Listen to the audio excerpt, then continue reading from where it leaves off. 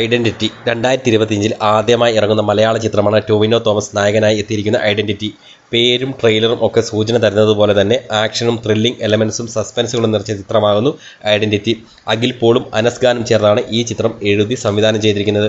ഉദ്ദേശം 2.25 മണിക്കൂർ ദൈർഘ്യമുള്ള അത്യാവശ്യം കോസ്റ്റ്ലി സിനിമയാണ് ഐഡൻറ്റിറ്റി.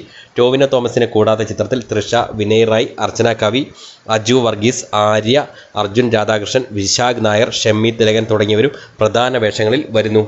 മെയിനായും ഒരു ബ്ലാക്ക് മെയിലിംഗ് ഇൻസിഡൻറ്റിൽ നിന്നും തുടങ്ങുന്ന പടം പിന്നീട് വലുതായി മറ്റു തലങ്ങളിലേക്ക് പോകുന്നതായാണ് എഴുതി അവതരിപ്പിച്ചിരിക്കുന്നത്.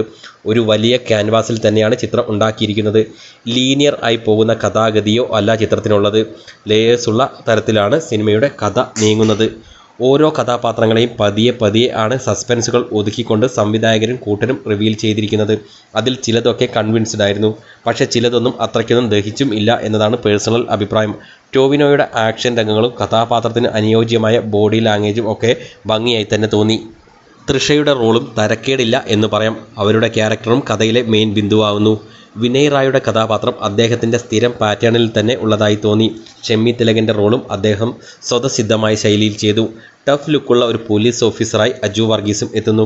ത്രില്ലർ സ്വഭാവമുള്ള പടത്തിൻ്റെ അവസാന ഭാഗങ്ങളിലേക്ക് എത്തുമ്പോൾ വമ്പൻ കഥാസന്ദർഭങ്ങളാണ് ഉള്ളത്. അത് നാഷണലും ഇൻ്റർനാഷണലുമൊക്കെ ആയ ഘടകങ്ങൾ ചേർന്നതുമാകുന്നു. അതെല്ലാം പ്രേക്ഷകന് എത്രത്തോളം വർക്കാകുമെന്നതിനെ ആശ്രയിച്ചിരിക്കും പടത്തിൻ്റെ തിയേറ്ററുകളിലെ മുൻപോട്ടുള്ള പോക്ക്. സാധാരണ മലയാള ചിത്രങ്ങൾ പറയാത്ത കഥാസന്ദർഭങ്ങളും സാഹചര്യങ്ങളും രണ്ടാം പകുതി എത്തുമ്പോൾ ചിത്രത്തിൽ വരുന്നുമുണ്ട്. ചിത്രത്തിലെ ചില ടേംസും ചില മറ്റു കാര്യങ്ങളും പുതിയ അറിവുകളായി അനുഭവപ്പെട്ടു. Sky marshal, air traffic control officer, പിന്നെ പോലീസിലെ തന്നെ വിറ്റ്നസ് ഏജൻസി, അങ്ങനെയൊക്കെയുള്ള കുറേ കാര്യങ്ങൾ പുതുമയായി തോന്നി. ഈ സംഭവങ്ങളൊക്കെ എഴുത്തുകാർ കൂടിയായ സംവിധായകർക്ക് കൃത്യമായി മാനേജ് ചെയ്യാൻ കഴിഞ്ഞോ എന്നതും ചിന്തിച്ചുപോയി. തൃഷയുടെ ക്യാരക്ടറിൻ്റെ പ്രശ്നങ്ങളും എത്രത്തോളം പ്രേക്ഷകന് കൺവിൻസ്ഡ് ആയെന്നതും സംശയമാകുന്നു. കുറേ ഹെവി ആയുള്ള കഥാസാഹചര്യങ്ങളും കഥയുടെ പോക്കും ഒക്കെ ഒരുപാട് കൺഫ്യൂഷൻസ് ഉണ്ടാക്കുന്നതായിരുന്നു.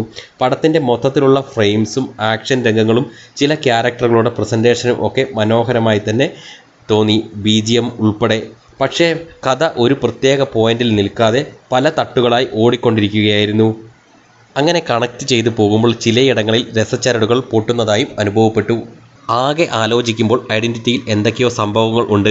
പക്ഷേ പ്രേക്ഷകനെ പൂർണ്ണമായും സംതൃപ്തിപ്പെടുത്തിയോ എന്നും പറയാനാവില്ല. കഥ പറച്ചിലിൻ്റെ ശൈലിയുടെ പ്രത്യേകത കൊണ്ടാവാം അത്. ഇൻ ഷോർട്ട്, ഒറ്റത്തവണ കണ്ടിരിക്കാവുന്ന ഒരു ഡീസൻറ്റ് ത്രില്ലർ എന്ന് പറയാം. That's all.